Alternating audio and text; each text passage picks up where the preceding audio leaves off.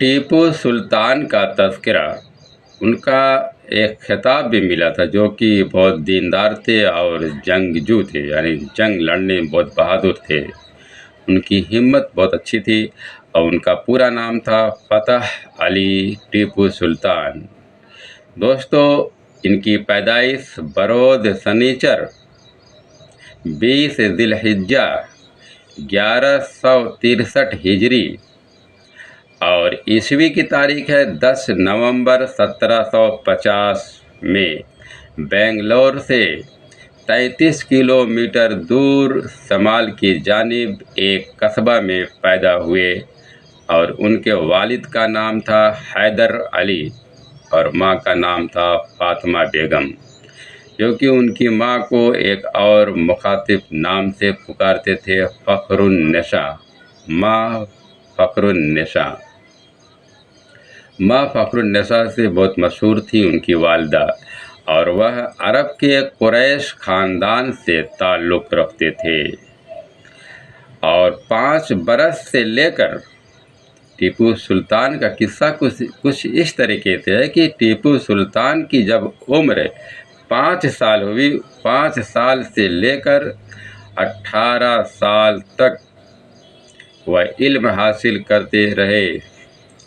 اول وہ دین کی تعلیم، قرآن حافظ تھے، قرآن حفظ کیے، دینی تعلیم معلومات پوری تھی ان کو، اور دین کے پکے تھے، اور قرآن کے حافظ تھے، اور دینی علوم، اور پھر اس کے بعد پھر جنگی فنون، یعنی جنگ کیسے لڑی جاتی ہے، اس کے طور طریقہ، اس کی تربیت، اس کی مہارت حاصل کیے۔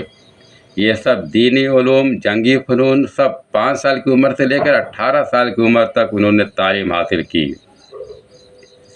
اور جنگی فنون میں مختلف بڑے بڑے مہارت والوں کے پاس جا کر تعلیم حاصل کی کہ جنگ سے کیسے لڑا جاتا ہے، جنگ میں کیسے فتح پائی جاتی ہے، کیسے بچا جاتا ہے، وہ سب تربیت حاصل کیے۔ اور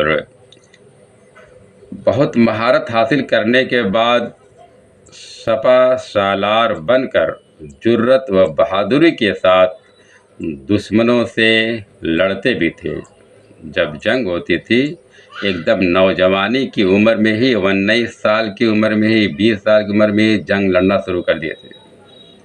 اپنے ہی دیش میں بہت سے مخالفین جو جگہ جگہ راجاؤں کا اور انگریزوں کا جو مختلف قسم طریقے سے جنگ ہوتی تھی، لڑائی ہوتی تھی، اس میں جنگ لڑتے تھے وہ، اور ان کی جرأت بہادری کے ساتھ دشمنوں سے مقابلہ کر کے فتح علی خان بہادری کا خطاب حاصل کر لیا تھا۔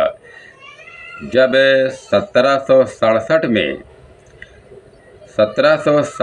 میں دشمنوں نے باقاعدہ جنگ چھیڑی تو ٹیپو سلطان بھی اپنی 7000 فوج کو لے کر جنگ میں گئے، اور 7000 فوج سے جنگ لڑے اور اپنے مخالف کو شکست دی، اپنے مخالفین کو ہرا دیے، شکست دی، اور مینگلور کے مضبوط قلعہ پر انہوں نے قبضہ کر لیا، کیونکہ مینگلور کا جو قلعہ ہے بہت طاقتور اور بہت مشہور قلعہ تھا، وہ بہت سے یعنی کہ گھیرا بندی میں تھا، بہت مضبوط قلعہ تھا، اس پر قبضہ کر لیے دوستو۔